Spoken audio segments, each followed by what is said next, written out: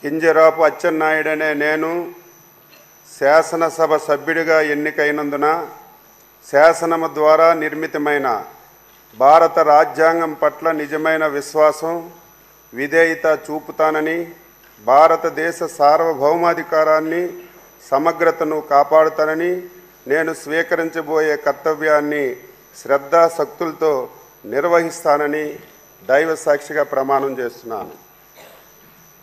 ఆంధ్రప్రదేశ్ శాసనసభ సభ్యుడినైన కింజరాపు అచ్చెన్నాయుడనే నేను సభా నియమాలకు కట్టుబడి ఉంటానని, వాటిని అనుసరిస్తానని, సభా మర్యాదలను పాటిస్తానని, సాంప్రదాయాలను గౌరవిస్తానని దైవ సాక్షిగా ప్రమాణం చేస్తున్నాను.